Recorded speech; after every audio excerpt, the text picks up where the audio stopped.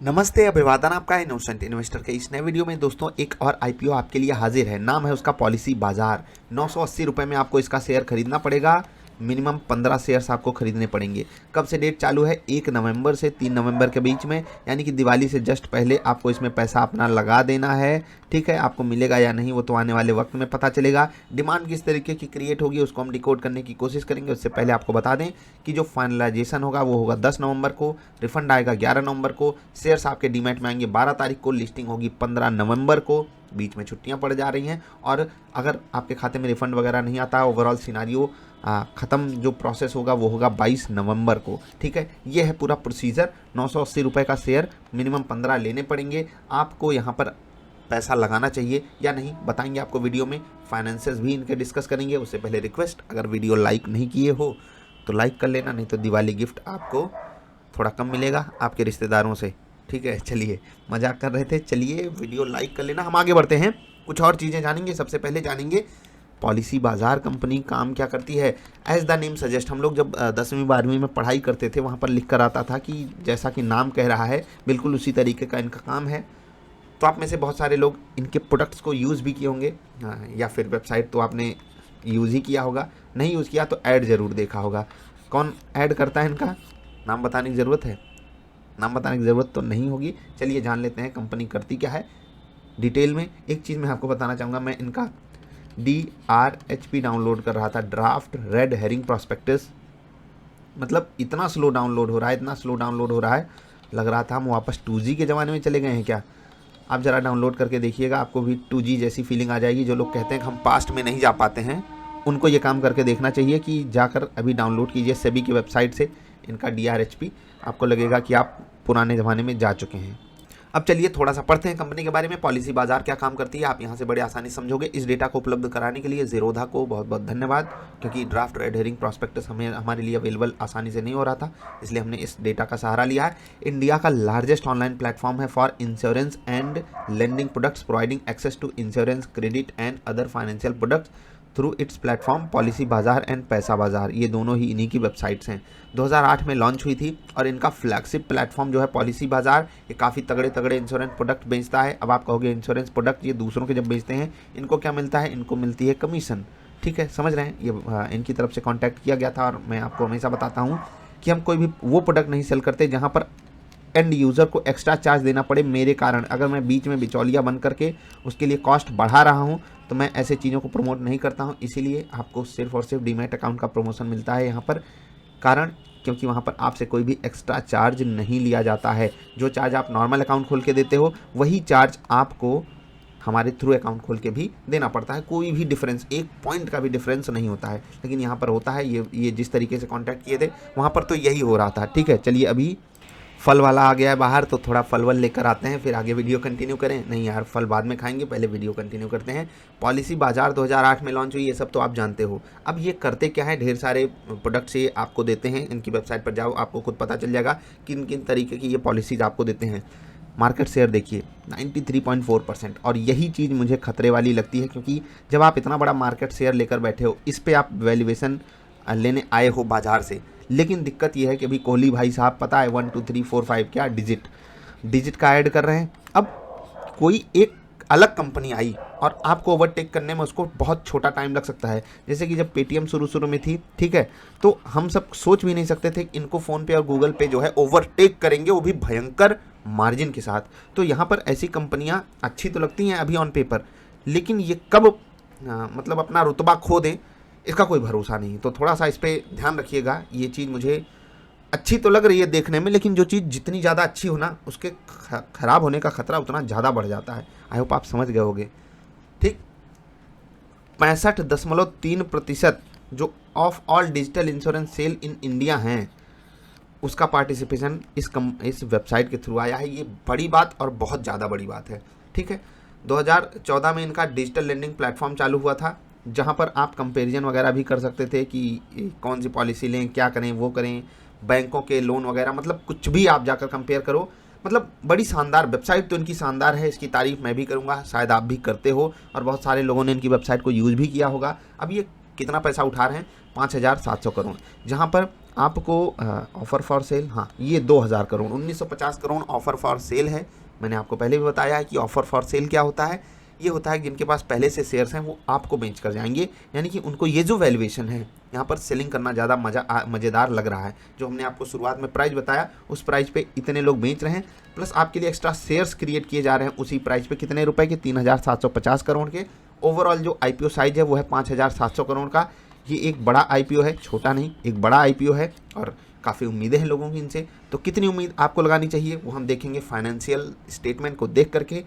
तो चलिए देखते हैं। अभी डाउनलोड हुआ, अभी भाई साहब मात्र 27% DRHP डाउनलोड हुआ है। अफसोस के साथ आपको बताना पड़ रहा है कि ज़ेरोधा का ही सहारा लेना पड़ेगा इनके फाइनेंसेस को देखने के लिए। DRHP डाउनलोड ही नहीं हुआ तो हम क्या करें भाई, अब हमारी गलती नहीं है इसमें। आप जाकर सेबी वालों को बोलो थोड़ा अच्छा वाला इंटरनेट लगवा लें अपने यहाँ, सर्वर अच्छा कर दें।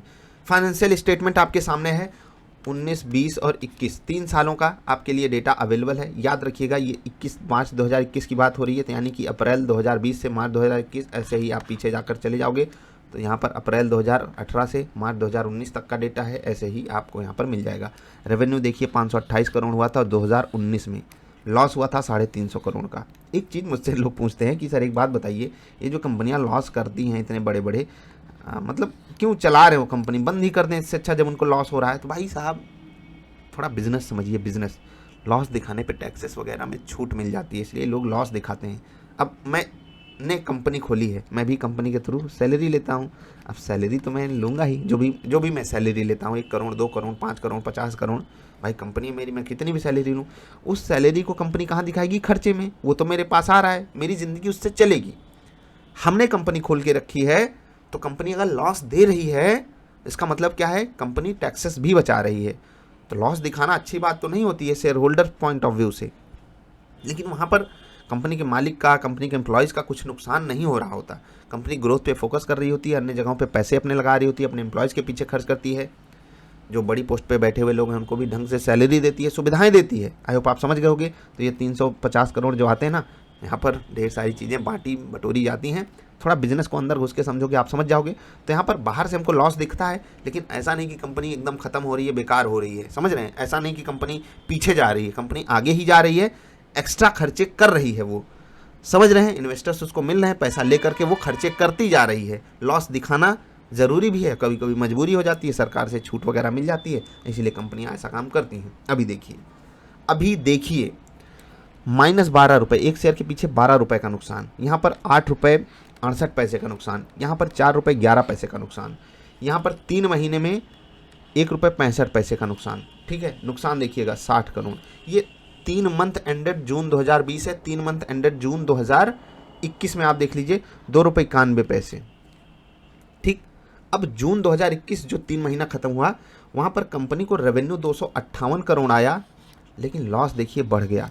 तो ये कंपनी जैसे लॉसेस को कम करती हुई आ रही थी, कम करती जाती तब तो अच्छी बात थी, लेकिन यहाँ से यहाँ के कंपैरिजन में आप देखिए ये 3 महीने का ही कंपैरिजन है, अर्निंग पर शेयर घट गया है, यानी कि कंपनी के लिए खर्चा थोड़ा सा बढ़ गया। कंपनी खर्चे कहाँ से बढ़ाई? DRHP से ही पता चल पाएगा। डाउनलोडिंग हो नहीं पाई दोस्त, इसलिए मैं माफ़ी चाहता हूँ।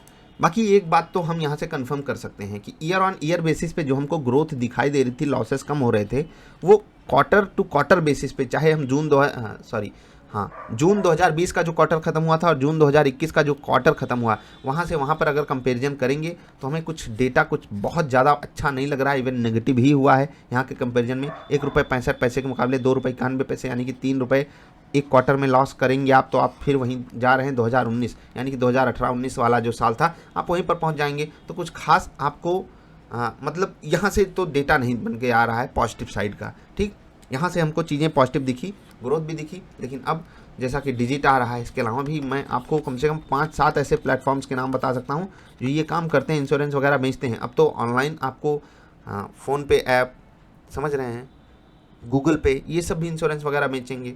तो कंपटीशन दोस्त काफ़ी हाई है। जिस डायमेंशन में ये काम करते हैं वहाँ कब कौन आएगा, कौन ओवरटेक कर जाएगा, हम कुछ नहीं जानते। कौन कितने कम मार्जिन पे आके काम करने लगे आपको पता है? आप इतने लॉस दिखा रहे हो, कोई 700 करोड़ का लॉस दिखाने के लिए तैयार है, किसी को बड़े इन्वेस्टर मिल गए, कोई बड़ी कंपनी पार्टिसिपेट कर गई तो आपको भयंकर डेंट मिलेगा। यानी कि ये कंपनी मैं लॉन्ग टर्म के लिए नहीं प्रेफर करूँगा, और ये सच्चाई है। मतलब मुझे स्टेबिलिटी जैसी कंपनी ज़्यादा पसंद है। मैं एक स्टेबल इन्वेस्टर, मैं हमेशा आपसे कहता हूँ कम कमाओ गम मत कमाओ। तो लॉन्ग टर्म के लिए मुझे ये कंपनी नहीं पसंद, लेकिन क्या लिस्टिंग गेन के लिए अवॉइड कर दें इसको? क्योंकि बाज़ार में धूम धड़ाका हो सकता है, ऐसा लोगों का मानना है कि यहाँ पर लिस्टिंग गेन तगड़े हो सकते हैं। कितने तगड़े, डिकोड करते हैं। चलिए, एक चीज़ आप याद रखिए, बाज़ार किसको सम्मान देती है? जो ग्रोथ दिखाता हुआ आया है, ग्रोथ दिखाता रहेगा। यही लॉस अगर ये घटा करके जैसे 60 करोड़ पे लाए ना, यही लॉस यहाँ पर 30 करोड़ आया होता ना, मतलब मैं आपसे कहता कि लिस्टिंग गेन तो यहाँ पर कंफर्म होना है। लेकिन अभी थोड़ा सा संदेह है मुझे कि ये स्टॉक जो है वो फ्लैट लिस्ट होगा या ऊपर लिस्ट होगा, मैं इसमें अप्लाई करूँगा या नहीं। देखिए, अभी जो बाज़ार का मूड माहौल चल रहा है उस हिसाब से यहाँ पर अप्लाई करना बनता है। फिर से कह रहा हूँ, अप्लाई करना बनता है, लेकिन जिस हिसाब से इनके फाइनेंशियल्स हैं, जिस हिसाब से इनका भविष्य मुझे दिखाई देता है, मतलब बहुत उजाले में नहीं दिखाई देता, बुरा भी नहीं भविष्य, ऐसा याद रखिएगा, बुरा भी नहीं है। लेकिन क्योंकि इससे बेटर स्टॉक्स अवेलेबल हैं, क्योंकि इससे बेटर स्टेबिलिटी मुझे बाजार में दिखती है, क्योंकि मेरा मोटो है कम कमाओ गम मत कमाओ, इसलिए मैं इस स्टॉक को अवॉइड करना चाहूँगा लॉन्ग टर्म के लिए। छोटे टाइम फ्रेम के लिए मैं देखूंगा किस तरीके से यहाँ पर एचएनआईज ने अप्लाई किया है, बड़े प्लेयर्स ने अप्लाई किया है, किस तरीके से ओवरऑल डेटा बन के आया है एप्लीकेशन का, उसी हिसाब से मैं आपको बताऊंगा अप्लाई करना चाहिए या नहीं। अभी के सिनारियो में ठीक ठाक है। थोड़ी बहुत लिस्टिंग गेन्स की आकांक्षा आप कर सकते हो, क्योंकि कंपनी काफ़ी तगड़े से मोनोपोली अभी बनाकर बैठी हुई है। मोनोपोली कह नहीं सकते, लेकिन फिर भी मतलब इतना 90% मार्केट शेयर मजाक बात नहीं होती है दोस्त। ऑनलाइन प्लेटफॉर्म पे ये मजाक बात नहीं है, मतलब हिला डाला है, कुछ चीज़ें झकझोर दी हैं इनकी। लेकिन अगर वही स्टेबिलिटी के साथ होती तो मैं इनको बड़ा थम्सअप देता, अभी भी थम्सअप ही दे रहा हूँ। कंपनी मुझे पसंद है, लेकिन लॉन्ग टर्म के लिए इन्वेस्टमेंट पर्पज़ से या मैं इसमें एज अ शेयर होल्डर बनूंगा, इसमें आपको संदेह करना चाहिए। क्योंकि फिर से वही कहूँगा, कम कमाओ गम मत कमाओ वाला मोटो है, और यहाँ पर कब कैसे बदल जाए। जैसे नेस्ले की मैगी है, उसको बदलने वाले कितने आए कितने चले जाएंगे, लेकिन हमको पता है वो राज करती रहेगी। और अगर उसको डेंट आना है, धीरे धीरे आना चालू होगा, हमें पता चल जाएगा। लेकिन अगर इनको डेंट आना है, कोई जैसे डिजिट अभी आगे बढ़ रही है या अन्य बहुत सारी कंपनियां हैं, कंपटीशन कब कहाँ कौन मात जाएगा हमें नहीं पता है। तो चलिए, इसी एंगल पे वीडियो ख़त्म करेंगे।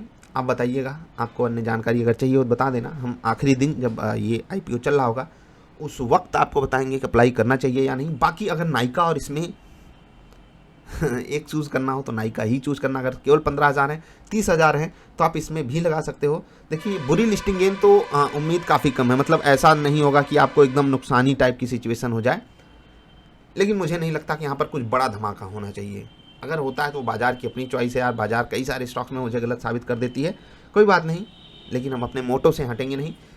मैं आपको यही कहता हूं, अगर आप इस मोटो को फॉलो करते हो तो बिल्कुल इसको आपको लॉन्ग टर्म के लिए अवॉइड करना चाहिए। छोटे टाइम फ्रेम के लिए मैं आपको वीडियो बनाकर देने की पूरी कोशिश करूंगा। अभी विदा ले रहा हूं आपसे। आई होप आपने वीडियो लाइक कर दिया होगा। अगर नहीं किया है तो दिवाली गिफ्ट आपको आपके रिश्तेदार वही पुरानी सोन पापड़ी ला कर देने वाले हैं, याद रखना इसको। और हो सकता है इस बार पुरानी सोन पापड़ी का एक्सपायरी डेट भी 2-4 दिन नज़दीक ही हो, या दिवाली के दिन ही एक्सपायरी हो, तो आप उसका उपयोग भी शायद ना कर पाएँ, इसीलिए कर देना लाइक। नमस्कार।